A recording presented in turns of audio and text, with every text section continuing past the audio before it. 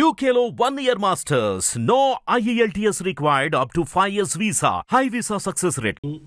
బహుశా నేను అనుకుంటే 20 నుంచి 25 వేల మంది girls and boys even senior citizens also participate చేశారు. ఆ సభలో ముఖ్యమంత్రి గారు, నేను ఎందుకు చెప్తున్నా అంటే ఆయనకు ఒక ఆలోచన వచ్చింది. నిన్నటి వరకు హైదరాబాద్ సిటీ అంటే హైటెక్ సిటీ, సాఫ్ట్వేర్ హార్డ్వేర్ తెచ్చింది. తెలంగాణలో పేరు వచ్చింది హైదరాబాద్ అంటేనే హైటెక్ సిటీగా. ఇవాళ దాంతోపాటు యువతీ యువకులకు ఏదైతే స్పోర్ట్స్కు ఎంకరేజ్ చేయాలనే ఆలోచనతో మన ఏషియన్ గేమ్స్ కానీ ఒలింపిక్స్లో కూడా మన తెలంగాణకు మంచి అవకాశాలు రావాలి. ఇంత పెద్ద జనాభా ఉన్నటువంటి దానికి ఎంతో కష్టపడవలసి వస్తుంది కనుక వాళ్ళకు ట్రైనింగ్ ఇవ్వాలి, వాళ్ళకు మంచి ఏదైతే కోచెస్ ఇవ్వాలనే ఆలోచనతో స్పోర్ట్స్ హబ్, స్పోర్ట్స్ సిటీ చేయాలి అనేది ఆలోచన వచ్చింది. ఎందుకంటే 29కు 2 రోజులలో వరల్డ్ స్పోర్ట్స్ డే జరుగుతున్నది. దాని మీద నేను మాజీ స్పోర్ట్స్ మినిస్టర్గా మా ముఖ్యమంత్రి అయినటువంటి రేవంత్ రెడ్డికి నా హృదయపూర్వక ధన్యవాదాలు. మంచి ఆలోచన. ఇవాళ ప్రతి జిల్లాలలో కూడా 10 నుంచి 12 ఎకరాల భూమి కేటాయించి అందులోనే క్రికెట్ కానీ, ఫుట్బాల్ కానీ, వాలీబాల్ కానీ, హాకీ కానీ అందరూ కూడా ఆడుకునే అవకాశం ఉంటుంది.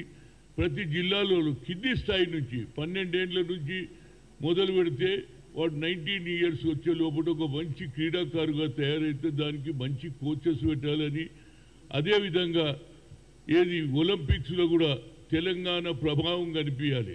తెలంగాణలో ఉన్నటువంటి స్పోర్ట్స్ మెన్లు వరల్డ్లో తెలంగాణ కూడా నంబర్ 1 ఉండేందుకు దానికి మంచి డబ్బు కేటాయించి మంచి సిటీ ఏర్పరిచి, అదేవిధంగా జిల్లాల వారీగా ప్రతి జిల్లాలలో కూడా 10 నుంచి 12 ఎకరాల భూమి తీసుకుంటే అన్ని గేమ్స్ ఆడుకోవచ్చు. క్రికెట్ కానీ, ఫుట్బాల్ కానీ, వాలీబాల్ కానీ, హాకీ కానీ అన్నీ కూడా ఆ అవకాశం కూడా అప్పుడే స్పోర్ట్స్ సిటీ బాగుపడుతుంది.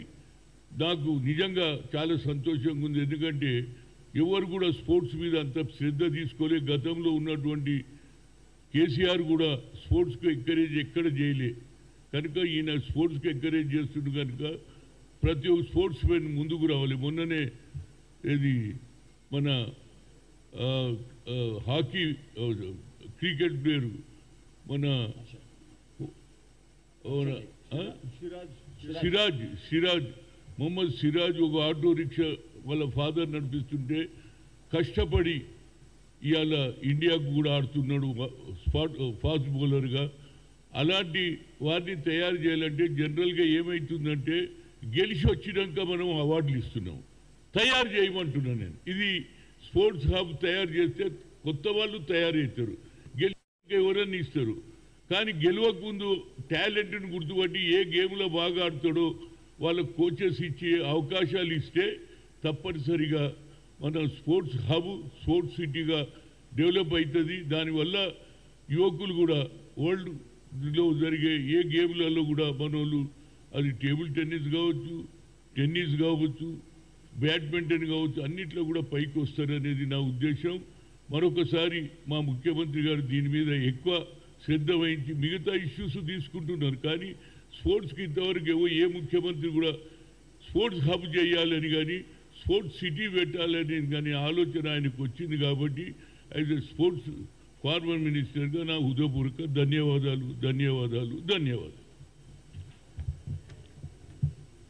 అదేవిధంగా ఒక మన మహారాష్ట్ర మినిస్టరు ఏం పేరు, వసంత్ కాదు ఆయన పేరు, మన నాందేడు నుంచి గెలిచిన 2 సార్లు ఎమ్మెల్యే అయిండు ఆయన, అదేవిధంగా ఎంపీ అయిండు. ఆయన చనిపోయిండు ఇక్కడనే హైదరాబాదులో. ఆ శవం కూడా తీసుకుపోబోతుంది. కానీ నా ప్రగాఢ కండోలెన్స్ వాళ్ళ కుటుంబ సభ్యులకు తప్పనిసరిగా భగవంతుడు ఆయుధారోగ్యాలు ఇవ్వాలని రేపు జరగబోయే మన